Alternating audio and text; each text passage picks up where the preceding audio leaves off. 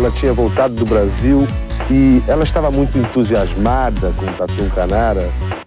Não sei, isso aí pode ser intuição da mãe, sei lá, de outras crianças conversando, não sei.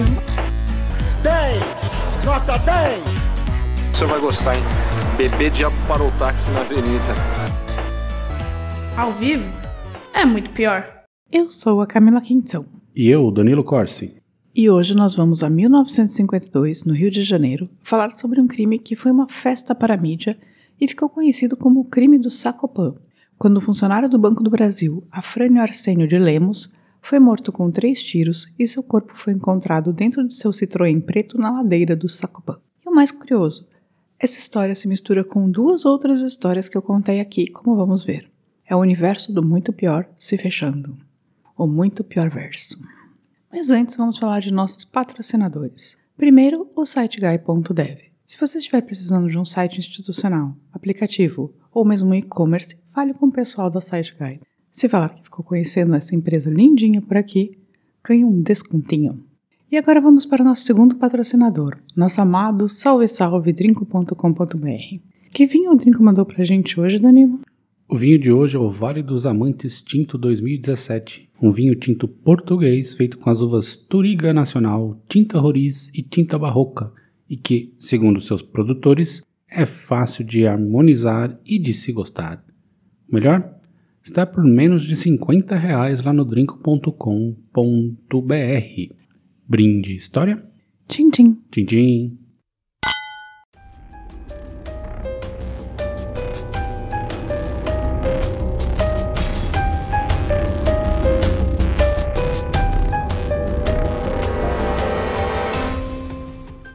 Começando no dia 7 de abril de 1952, na ladeira do Sacopã, que era uma rua sem muito movimento e de habitações populares no Rio de Janeiro.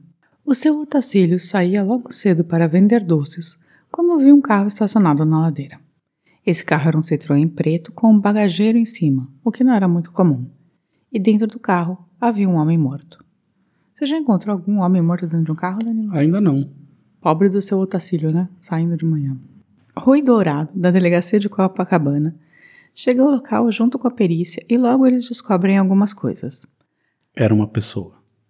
Era uma pessoa. A primeira que a vítima era Afrânio Arsênio Lemos, de 31 anos, funcionário do Banco do Brasil, um pouco playboy e esportista. Ele era muito conhecido no meio automobilístico, que nessa época no Rio de Janeiro tinha um monte de corrida de rua. Ele havia corrido pelo menos em corridas na Quinta da Boa Vista, no Alto do Joá e no Alto da Tijuca. Era um rapaz bem conhecido e extrovertido. Na autópsia, descobriu-se que Afrânio morreu com 3 tiros de uma arma calibre 32. Mulher. Também vi algumas descrições que ele havia levado 14 coronhadas na face. Aí não. E um dos materiais de pesquisa explicava que isso era para dificultar o reconhecimento. Outros diziam que era por ser algo passional. As descrições variaram. Bem, até aqui era tudo o que se sabia. E que o motivo não era roubo. Ele tinha 300 dinheiros da época na carteira e um relógio bom no pulso e nada havia sido levado. Como avaliação do carro, os policiais acharam 3 coisas interessantes. Uma pulseira com a palavra Marina no porta-luvas, assim como uma fotografia assinada e dedicada a meu grande amor e um cartão de Natal. Tudo da tal da Marina. Marina. Voltando à delegacia, o seu Rui pouco depois não precisou de muito tempo para pesquisar, pois Marina Andrade Costa, de 17 anos, apareceu com sua mãe na delegacia espontaneamente. Marina então diz ao delegado que havia conhecido Afrânio 2 anos antes, que eles namoravam. Veja bem, ele tinha 29 anos e começou a namorar uma menina de 15. Porém, em 1952, né? É um outro tempo, né? Dá pra falar de várias coisas aí. Eles ficaram 2 anos juntos aproximadamente, mas o relacionamento terminou no ano anterior, porque ela havia descoberto que o Afrânio era desquitado. O que era, praticamente um crime na época, né? Imagino que sim, né? E agora ela estava namorando um outro rapaz, o tenente da aeronáutica chamado Alberto Jorge Franco Bandeira. E aqui vale dizer que Alberto Jorge era um pão, um broto. Era considerado um homem belíssimo. Alberto Jorge tinha 22 anos na época. Eu amo o nome Alberto Jorge. Deve ser algum personagem do Jorge Doria, né? Não é muito bom? Alberto Jorge. Nisso o crime, que começou sendo conhecido como Mistério do Citroën Negro, começou a se espalhar. E pouco tempo depois de Marina ir espontaneamente à delegacia, quem apareceu na delegacia? Justamente Alberto Jorge Bandeira, o novo namorado. Ele foi para saber o que o delegado tinha falado para Marina e também para ajudar seu depoimento e álibi, pois sabia que seria procurado. Mas aqui é preciso dar um passo atrás. O corpo de Afrânio foi encontrado na manhã do dia 7, certo? Porém, algo aconteceu na noite do dia 6 que tinha sido comunicado à polícia e explica muito do que aconteceu nesse período. Na noite anterior, 2 pessoas ligaram para a polícia dizendo que viram um homem atirar em outro na frente do Yacht Clube Caiçara cerca de 22h30. As testemunhas aqui são 3, 2 que aparecem já no dia do crime e uma uns dias depois. Primeiro, um vigia chamado Abdil. Eu achei absurdo esse nome, Abdil. Você já ouviu alguém chamado Abdil? Primeira vez que eu ouço um nome como esse. O primeiro vigia chamado Abdil vê um carro igual ao do Afrânio e uma pessoa dar 3 tiros, depois tomar o lugar do motorista e ir embora de lá. Depois tem outra testemunha que estava no local namorando quando ouve os tiros e sai correndo. Essa testemunha não quer dizer quem era, pois era casado e estava com a amante. Aham. Namorando no carro. Por último, um engenheiro também aparece na delegacia para dizer que passava pelo local às 11h30 quando vê um cara entrando no local do motorista, na porta do motorista, e saindo com o carro. Vale falar que Afrânio estava em uma posição estranha no carro, como se ele tivesse sido deslocado mesmo. Então, o que a polícia fez foi juntar os tiros ouvidos na noite anterior com o carro com o corpo encontrado no dia seguinte, em lugar diferente, né? Infelizmente, não conseguem boas impressões digitais no carro. Tá, então voltamos ao Bandeira, o tenente namorado atual da Marina. Ele disse que estava na casa de Marina até pouco antes das 22 horas, depois vai para a casa de sua avó se despedir dela, pois deveria ficar 40 dias em Fortaleza, em uma viagem acertada pela aeronáutica. Bem, a polícia já desconfia de absolutamente tudo. Primeiro o cara vai à delegacia sem ser chamado. Depois fala que tinha ido para a casa da avó até as 23h30 da noite. Por último, eles percebem que Bandeira ficaria 40 dias fora da cidade. E se tivesse com ciúmes da namorada com o ex, seriam 40 dias de muita preocupação, né? Parece que sim, né? E o que se sabe dos últimos momentos de Afrânio? Primeiro, que ele acabava de voltar de uma viagem a Bauru. Tinha chegado naquela segunda-feira mesmo. Ele chegou por volta das 19h30 em casa, comeu e disse que estava muito cansado da viagem e queria ir para a cama mais cedo. Porém, o telefone tocou pelo menos 3 vezes para Afrânio. Em cada ligação, sempre o mesmo homem, e Afrânio parece mais irritado. E então, após a terceira e última ligação, ele decide sair. São 22h30. Ele nunca mais seria visto com vida. Bem, parece que o assassino ligou pro Afrânio, né? Você que tá supondo. Você acha que não? Ué, até agora, ninguém garantiu que era o mesmo cara que levou o tiro lá e... Não, foi o cara que levou o tiro que recebeu as ligações. Não, sim, mas que o carro tinha morrido lá, e como é que você sabe que é assassino? Parece que o assassino ligou pra combinar um Tudo encontro. indica que. Você não é o Danilo Sherlock Holmes? Tudo indica que. Marina, após a primeira visita à delegacia, resolve rever seu depoimento. Segundo o que eu li, ela não queria voltar à delegacia porque o caso estava tendo muita repercussão. Então eles marcam na casa de um brigadeiro da aeronáutica que era amigo da família do delegado. Certinho. Nessa nova declaração, que foi das 11 da noite às 4 horas da manhã, Marina conta que quem matou o Afrânio foi Bandeira, que ele pediu para esconder a arma e ameaçou também de morte. E que a razão havia sido ciúmes. Sei. Agora, com uma menina de 17 anos que a imprensa começou a chamar de Lolita e 2 rapazes do tipo Playboy, o caso virou uma comoção. As revistas esgotavam nas bancas, todo mundo só falava disso. Foi mais emocionante do que a novela, virou tipo o caso. Todo mundo queria um novo capítulo dessa história. Quando Marina disse que tinha feito coisas além do dar um beijinho com o Afrânio, a coisa ainda ficou pior para ela, né? Ela era vista como uma sedutora. Mais tarde chamaram ela até de pré-prostituta, seja lá o que isso for. Seja lá o que isso for. Uma menina de 17 anos que tinha cedido ao namorado de 30 anos de idade em 1950 foi chamada de pré-prostituta. Eu achei tudo muito escroto, tipo, a quantidade de machismo envolvida era absurda. Uma outra coisa absurda é que o carro virou meio símbolo do crime, mas entrou também na moda. Então todas as pessoas que tinham um Citroën preto e até alguns carros de modelos parecidos começaram a colocar bagageiro em cima, como o do Afrânio. Uma loucura total, assim, tipo, o carro do morto virou o carro da moda. Do lado do Bandeira, que logo seria preso na volta de sua viagem para Fortaleza em 40 dias, gerou-se uma legião de fãs. Centenas de mulheres apareciam diariamente na delegacia, pedindo em casamento, tentando gritar o seu nome e, claro, afirmando para quem quisesse ouvir que o tenente era inocente. Isso baseado em quê? Na beleza do rapaz. E talvez também um pouco no fetiche com farda, né? Ah, mas esse tipo de coisa é bem comum. É. Uma das coisas que pegou mal para Marina nessa história é que ela afirmou com toda convicção que tinha parado o romance com a Frânio no ano anterior. E aí teria começado a namorar o Alberto Jorge, né? Mas a foto que acharam no carro era datada do dia 31 de janeiro daquele ano. E a irmã do Afrânio fala que volta e meia ela ligava para ele. Tinha ligado inclusive no período que ele tinha ficado fora, viajando para Bauru. Uma coisa interessante também é que ele adiantou as férias dele, diz um amigo, justamente para evitar o confronto com Bandeira.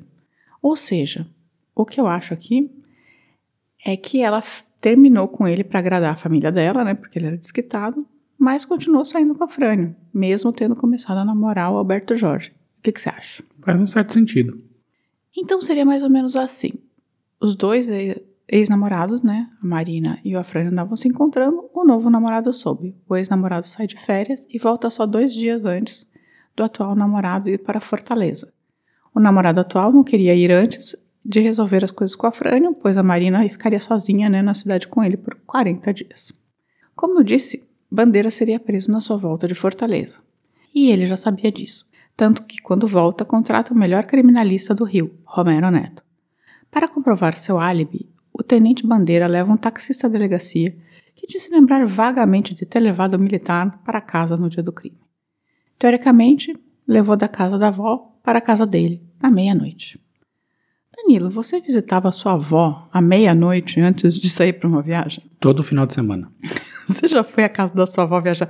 Chegou à casa da sua avó 10 horas da noite para sair meia-noite? Provavelmente já. Sério? Ah, sim. Eu nunca fiz isso, porque vó dorme cedo, Danilo. Não a minha. Sua avó era baladeira? Não, mas ficava acordada à tarde. Bem, aí tem um tipo de reconhecimento de testemunhas, né? Que eles fazem, que dizem que o Bandeira é o criminoso. Uma das testemunhas reconhece pela fisionomia e outra pelo físico. Uma diz, eu não reparei muito no físico, mas eu vi bem a cara. E é o Bandeira. Outra fala, não vi bem a cara, mas o porte físico é o dele. Então, 2 reconhecimentos. Mas calma que vai ter reviravolta. Leopoldo Heitor de Andrade Mendes, o advogado do diabo, que é o responsável pelo desaparecimento da Dana de Tefé, história que a gente já contou aqui, surge com uma testemunha-chave. Do nada. Ele, ainda bem no começo da carreira, afirma que seu cliente seria uma testemunha-chave no crime do Sacopã. O cliente se chama Walton Avancini, que não é parente do diretor, e diz que era amigo do Afrânio e que havia voltado de carona de férias até o Rio, de Bauru, sabe? Tinha pegado carona. Ele conta que o Afrânio estava preocupado, diz que estava namorando a Marina escondido porque a família não queria que ela namorasse um desquitado. Que o novo namorado, que era queridinho da mamãe de Marina, tinha tentado resolver tudo na ignorância e por isso ele tinha adiantado a viagem. O que você achou dessa testemunha? Qualquer um fala o que quiser, né?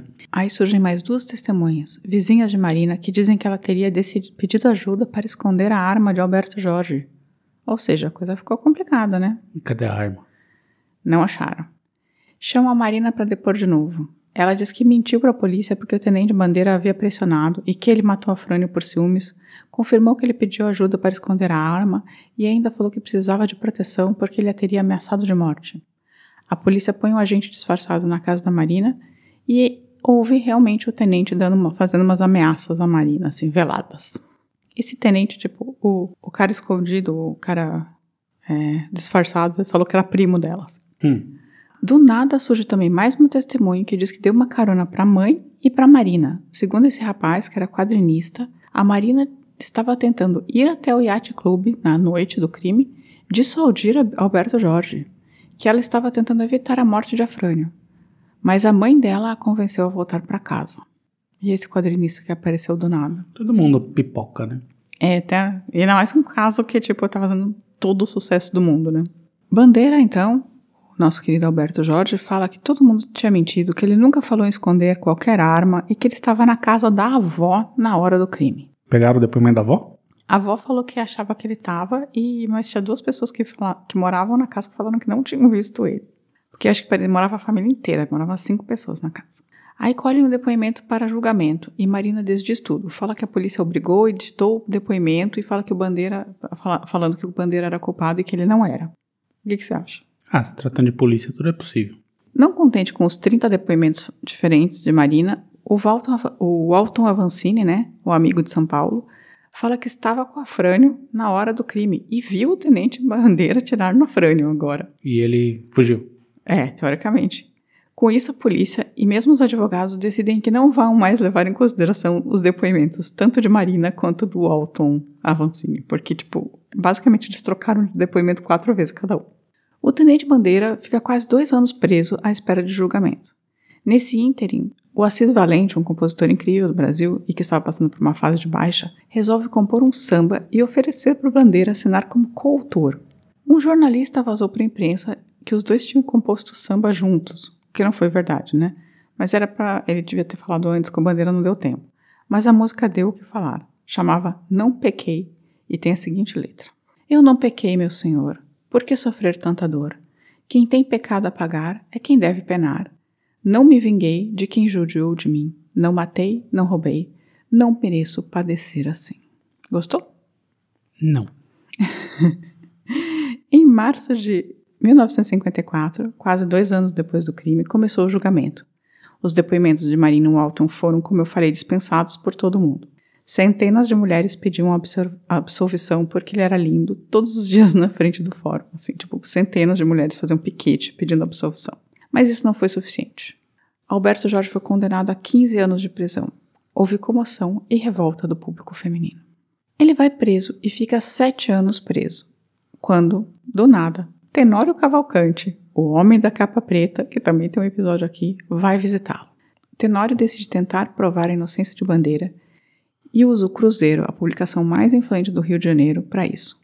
Segundo Tenório, aparece a versão de que um poderoso ex-senador teria contratado um pistoleiro para matar Afrânio, pois ele tinha feito uma fotomontagem com a filha do ex-senador, que teria sido sua amante, era viúva, em que ela parecia nua e estava chantageando a mulher chamada Mimi com isso. Não acredito. Não? Você não acredita na teoria do Tenório Cavalcante? Não. Em março de 1960, com toda a campanha, o Bandeira sai da cadeia acompanhado do Tenório Cavalcante em liberdade condicional. Apenas 9 meses depois, ainda com a campanha de absolvição, Juscelino Kubitschek dá um indulto e ele fica livre de vez. Mesmo livre, o Bandeira ainda tinha sido condenado, né? Então ele tenta um novo julgamento. Ele queria ser inocentado para poder voltar a fazer parte do quadro das Forças Armadas. E, 20 anos depois, um desembargador consegue anular o julgamento. Uma das juradas, no caso, assinou com o nome de casada, mas antes, quando tinham decidido chamá-la, ela havia dado o nome de solteira. Esse desembargador, chamado Souza Neto, disse que eram pessoas diferentes, mas ainda rolariam mais 2 julgamentos, com novas versões, inclusive. Na última, filhos de 2 políticos, um ex-senador e um ex-prefeito, eram os mandantes, e os assassinos agora eram Walton Avancini e Abdil, o vigia. O que você acha disso? Bobagem. A questão é que depois desses julgamentos, o Médici mexeu os pauzinhos e ele foi inocentado. Ele foi reintegrado à aeronáutica e se aposentou. Também se casou e teve uma filha. Em 2006, ele morreu de infarto. Os militares só provando que só trazem os piores pra dentro, né? Sim.